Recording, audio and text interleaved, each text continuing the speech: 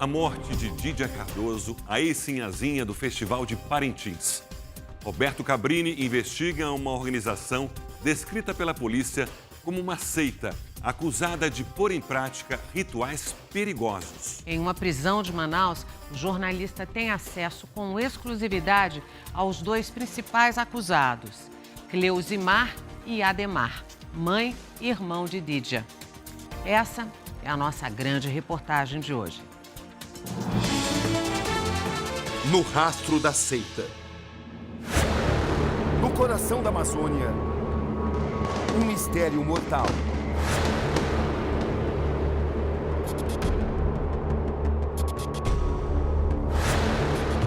Que mistérios se escondem atrás dos muros da Casa 22? Para desvendar, é preciso um olhar que vai além das grades. Lá dentro, mãe e filho caminham pelo longo corredor do complexo penitenciário de Manaus. Quem são eles? Como chegaram até aqui? Qual o papel de cada um no funcionamento de uma seita que estimulava o uso de drogas com efeitos alucinógenos? Uma seita polêmica cuja própria existência é negada por seus integrantes. Mano, tu deu 3 tringadinhas, tu entra no espírito e se elevou. A começar pelos líderes. O que eles afinal prometiam? Como as drogas entravam na seita? Como essas substâncias determinaram a morte de Dídia Cardoso, de 32 anos? A bela e carismática sinhazinha do boi garantido da festa folclórica de Parintins.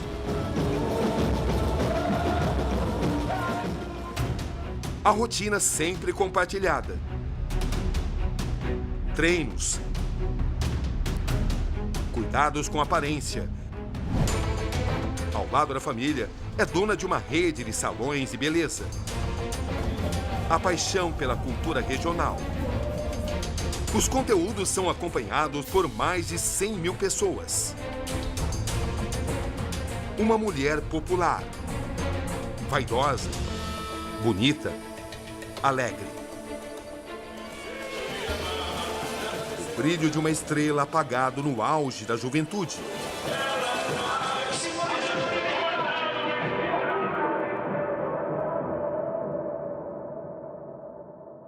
Estamos no quartel-general do funcionamento da seita, segundo as investigações. Esta é a rua Guapiaçu, no bairro Cidade Nova, em Manaus. Aqui nessa primeira casa viviam funcionários de Cleusimar. A droga cetamina era armazenada aqui. Nesse sobrado funcionava o salão de beleza de Cleusimar. Salão de beleza em um período e local de funcionamento da seita, segundo a polícia, em outro. E se caminharmos nessa direção e passarmos essa primeira casa até chegarmos ao número 22, encontraremos a residência dos Cardoso. Cleusimar, Ademar e Dídia viviam aqui. E também aqui, na manhã de 28 de maio, Dídia Cardoso foi encontrada morta.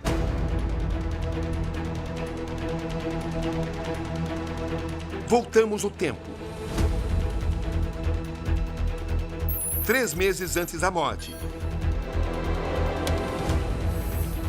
Dídia revela sua luta contra a depressão. 2 meses depois, parentes procuram a polícia. Eles estão preocupados com o estado de saúde dela. Informam que Dídia está entorpecida pelo uso de drogas. E também denunciam que a musa está em cárcere privado dentro da própria casa. Ela usava a ketamina como tratamento. Ela dizia que cannabis e a ketamina eram tratamento. Uma semana antes da morte, a polícia vai à casa da família Cardoso.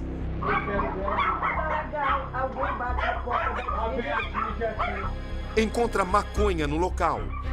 Ademar diz ser para seu consumo próprio. Nada acontece. 7 dias depois, o desfecho trágico.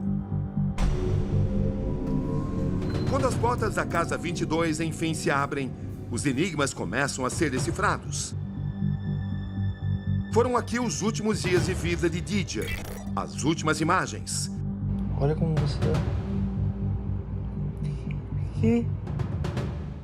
Recebemos autorização e vamos entrar. É a primeira vez que o jornalista tem acesso à casa onde morreu Didia Cardoso. Trata-se de uma propriedade luxuosa para os padrões. Um terreno de 10 metros por 30, 16 cômodos e um total de 4 quartos. Vamos caminhando nessa direção e encontramos esse primeiro quarto, o principal, o maior, que era o quarto de Cleusimar, a mãe, a líder da família. Passamos esse pequeno banheiro e aqui vamos encontrar o quarto da própria Didia Cardoso. É inevitável observar que aqui dentro o clima é pesado. Roupas importantes da trajetória dela. Aqui a roupa que ela usou para ganhar o concurso em 2021 de Rainha do Abordo, um concurso de beleza. E aqui vamos encontrar as roupas que ela usava para interpretar o personagem Sinhazinha. Muitas lembranças, muitas recordações. E agora a parte mais importante nessa história que estamos resgatando. A cama onde Didia Cardoso foi encontrada. O corpo dela estava aqui. A morte aconteceu, segundo a perícia, às 4h30 da madrugada. Mas ela foi encontrada pelo restante da família às 6 horas da manhã. O laudo do Instituto Médico Legal atesta um edema cerebral. A condição afeta o coração e a respiração de Didia, mas a causa é indeterminada. Os sinais são de uma overdose. No momento da morte de Didia Cardoso, onde estavam os integrantes da família? Cleusimar afirma que quando sua filha morreu, ela estava aqui no quarto dela. O quarto de Ademar fica ainda mais distante. Temos que passar a cozinha, entrarmos nesse pequeno corredor, passarmos esse banheiro e aqui no fundo fica o quarto de Ademar. Ele afirma que quando a irmã morreu, ele estava aqui, distante dos acontecimentos.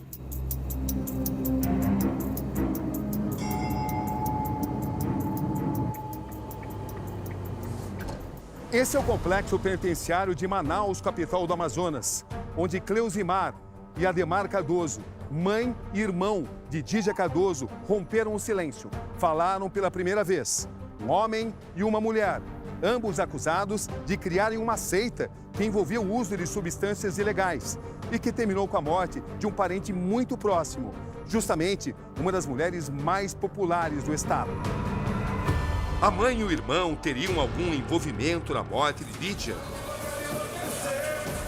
Qual o papel deles?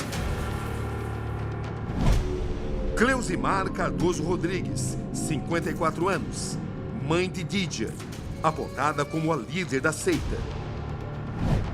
O que passa em sua mente enquanto caminha? Suas expressões explicam o momento.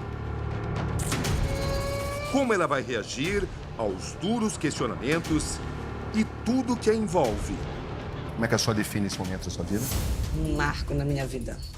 E da humanidade também, pela proporção que tudo isso foi ocasionado na minha vida.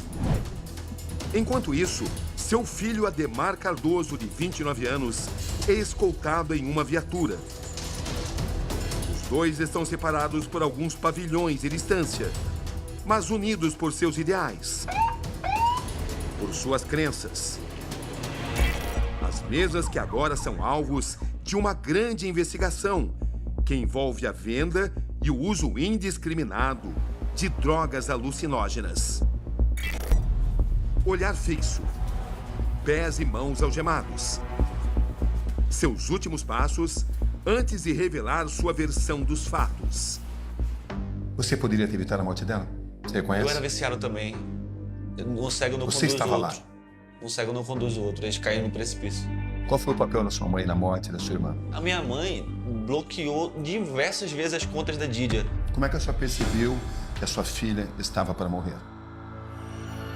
A minha filha, eu não percebi que ela estava para morrer. Ela estava com uma depressão, ela foi vítima de, tipo assim, de amores que não davam certo na vida dela. Mas ela não morreu de depressão, ela morreu de overdose.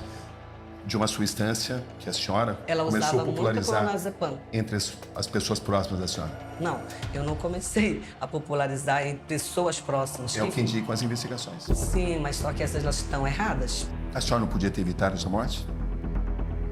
Nenhuma folha cai do céu sem a permissão de Deus. Mas no caso dela, ninguém existem evita. sinais de que ela sofreu uma overdose. Todos nós usávamos a mesma quantidade de cetamina. Tem nos exames, eles vieram colher nosso sangue, ou seja, se fosse uma overdose mesmo, porque o Ademar não está morto, ou que fazemos uso do mesmo psicodélico, da cetamina, né? Mas ao saber que se a sua filha jamais tivesse usado cetamina, ela poderia estar viva nesse momento, o que a senhora sente? A escolha que nós fazemos na nossa vida, nós somos seres individuais, eu não tenho como obrigar a ninguém fazer nada, nem os senhora era meus mãe dela? filhos. Mesmo que seja, a Didia tinha 32 anos, ela era consciente do que ela fazia.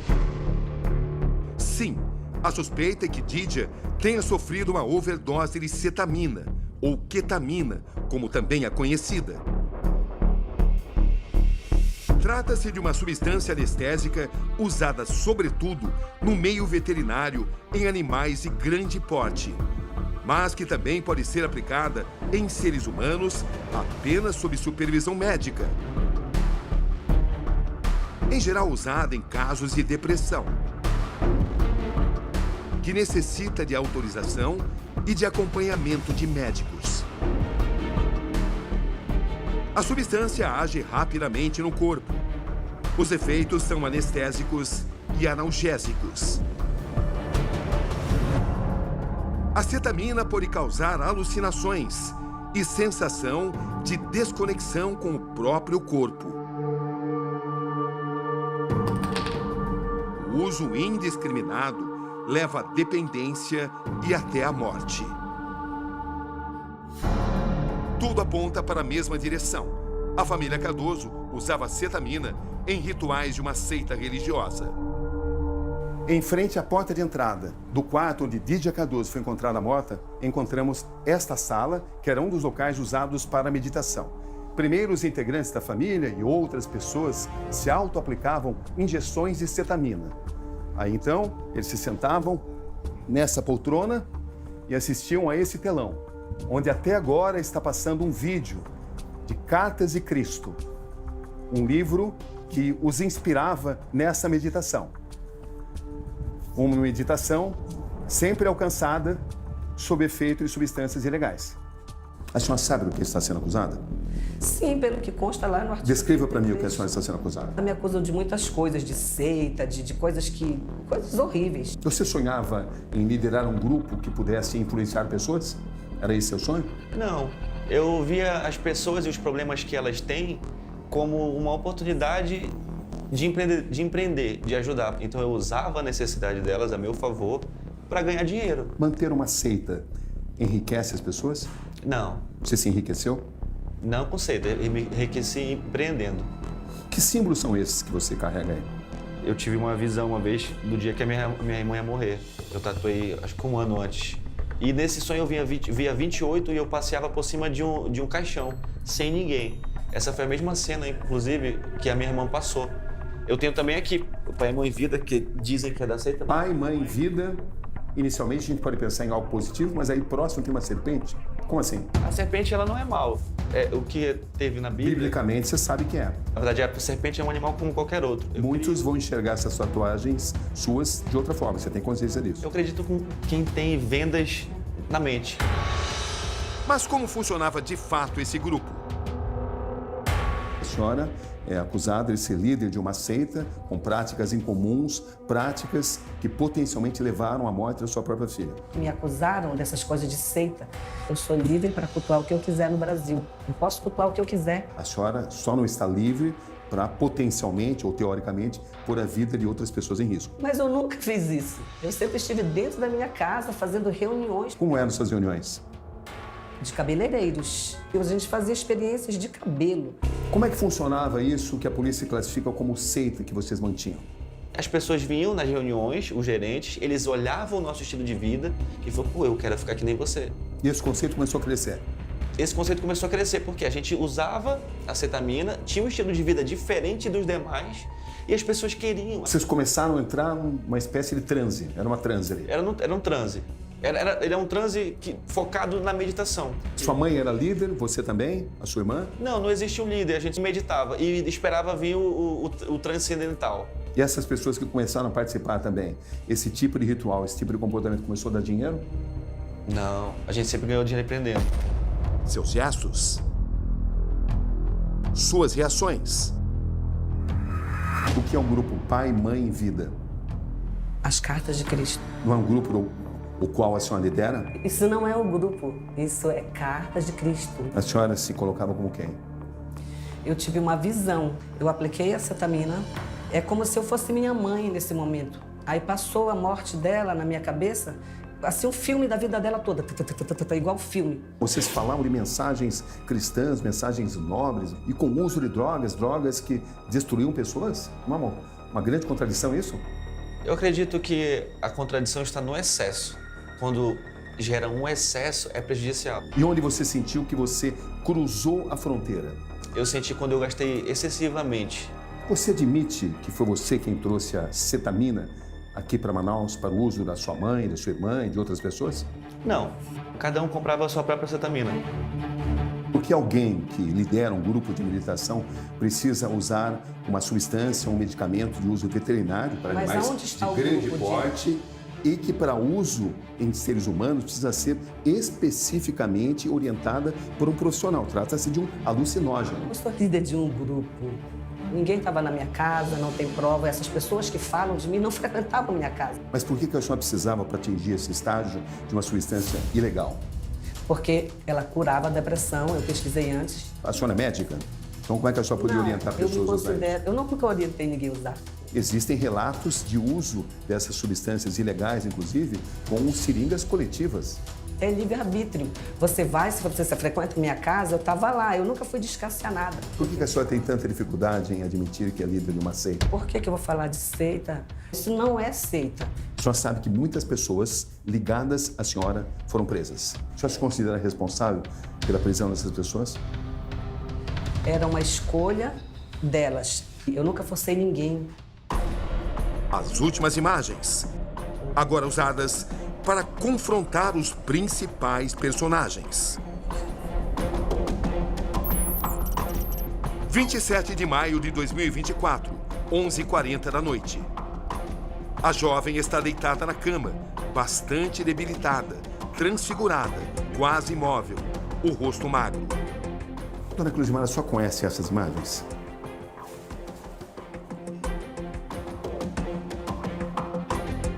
Isso era a Didi e o Bruno. Essa voz é do Bruno. São as últimas imagens da sua filha. Solta. Dá pra mim. Dá pra mim o vidro. A senhora concorda que ela está totalmente alterada, hein? Ele foi lá pra casa pra fazer com que ela parasse. Tá segurando, não consegue nem se aplicar. Mas a senhora, como mãe, não deveria agir? Tá travado aí. Eu estava no meu quarto. Então, esse vídeo aqui eu não conhecia. Pelo visto, o Bruno filmou, né? Como você tá? Por favor, solte. Como é que você descreve essa imagem? Horrível. Dá até um peso no coração. Peso na consciência também? Eu diria que não, eu acredito no livre-arbítrio, sabe? Mas o seu livre-arbítrio não poderia impedi-la de chegar a esse estágio? Aí eu corromperia a soberania dela, né? Mas eu tentei. Eu levei ela pro médico várias vezes. Inclusive compulsoriamente. Toda ensanguentada, segura aqui. Aqui Didi aparece com um machucado na cabeça. Um corte no couro cabeludo. Quem grava é a mãe. Só que eu não sei direito como é que é isso. A senhora induziu a sua filha a esses experimentos? A senhora é responsável por eles? Como é que é isso, Cê? Eu filmava eles para mostrar. Dídia, diminui isso. Isso daqui não tá certo. Você tá caindo. Em outro registro, a ex-sinhazinha está sob o efeito da droga. Imóvel no banheiro, mal consegue falar. Dídia, aguenta aí. Bora, você levar na ponta negra. Enquanto isso, Cleuzimar dança em frente ao espelho. Mano, tu deu 3 seringadinhas, tu entrou no espírito e se elevou. Tu te elevou, tá gostando dos teus poderes? Tá gostando dos teus superpoderes? A senhora não tem nenhum tipo de arrependimento ao ver a sua filha nesse estado, usando uma droga que a senhora usava abertamente entre eles? Se eu pudesse mudar o quadro, sim, porque eu fui vítima, o Ademar foi vítima e ela foi vítima. Em um hotel de Manaus, meu encontro com Verônica da Costa Seixas, de 32 anos. Ela é apontada como a terceira pessoa mais importante da seita identificada nas investigações. Foi presa em 29 de maio, permaneceu durante 3 meses na prisão e hoje tem seus passos monitorados por esta tornozeleira eletrônica. Verônica, você está sendo apontada como uma pessoa que comprava a droga, comprava a cetamina e distribuía dentro dessa seita. Você fazia isso? Não. Você admite isso? Não, isso nunca existiu. Como os outros, ela nega a existência da seita, mas conta detalhes importantes do funcionamento do que chama grupo de meditação. As investigações apontam que havia uma tentativa de expandir esse grupo, que as investigações chamam de seita.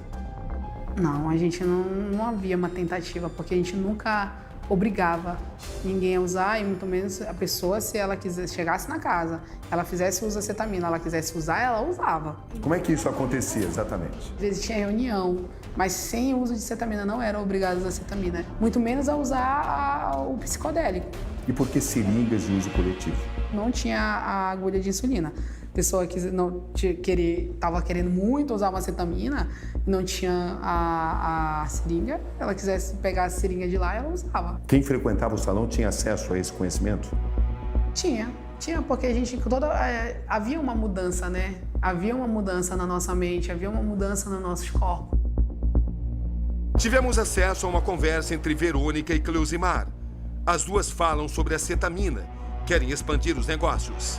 E bora expandir os negócios, que agora ninguém engana mais a gente, agora tem que ter muita cetamina. A senhora chegou, inclusive, a mudar a razão social do seu salão de beleza para incluir ali possibilidade de substâncias de uso veterinário para que a senhora pudesse obter cetamina. A senhora chegou a fazer isso? Pois é, mas isso daí já é um projeto que eu vou fazer, que eu vou abrir. Eu não quero só trabalhar com o salão. Mas a senhora não pretendia cuidar de animais ali? Sim, eu tenho até canil. Eu tenho até canil. Isso não se trata de uma forma de ludibriar a lei? Não, de hipótese alguma, senão todas as clínicas teriam que fechar. Você não reconhece que você estava usando isso para comprar cetamina mais barata e em quantidade maior? Não, é mais em conta. Ela saiu muito cara pra gente. O delegado Cícero Túlio é o responsável pelas investigações. O senhor está totalmente convencido da existência de uma seita? Sim, a tese da investigação concluiu pela existência dessa seita religiosa. De fato, existia um agrupamento de pessoas que tinham como objetivo o estudo de conteúdos religiosos e filosóficos. Porém, para fins de se alcançar uma falsa plenitude espiritual, eles acabavam induzindo outras pessoas e, inclusive, ministrando esse tipo de fármaco, configurando, então, a nosso sentir o tráfico de drogas e a associação para o tráfico de drogas. Os advogados Rosana San e Mozart Bessa, acostumados com casos de grande repercussão, estão na defesa de Cleusimar e Ademar. O que a senhora pretende demonstrar, doutora? Que eles são inocentes, que eles são usuários de substâncias, que eles devem ser absolvidos por isso. E não apresenta a documentação que comprova se cetamina é droga, que tem que ser feito por um perito. Quem tem que dizer se a cetamina é droga ou não é o perito. Mas ela tem uso restrito. Tem uso restrito. Quem matou o Dígia Cardoso? A droga, o uso excessivo de drogas. Qual foi o seu erro, do que a senhora se arrepende no momento que a senhora está para ser levada de volta à sua cela aqui no presídio? De não ter parado com os psicodélicos, de não ter parado, porque era muito difícil a gente parar naquele momento bem depressivo. Você tem medo de ser condenado? Não. Eu acredito na minha verdade, eu sei a minha verdade. Qual é a sua verdade? Que eu não cometi nenhum crime desse. Eu era viciado em droga. Você deve um pedido de desculpas às pessoas às quais você passou conceitos totalmente errados? Não acredito que eu tenha passado algum conceito errado. De verdade. A senhora não usou erroneamente o seu livre-arbítrio? Eu estava no momento que eu precisava daquela substância para aquele momento. Mas as coisas acontecem exatamente como elas têm que acontecer.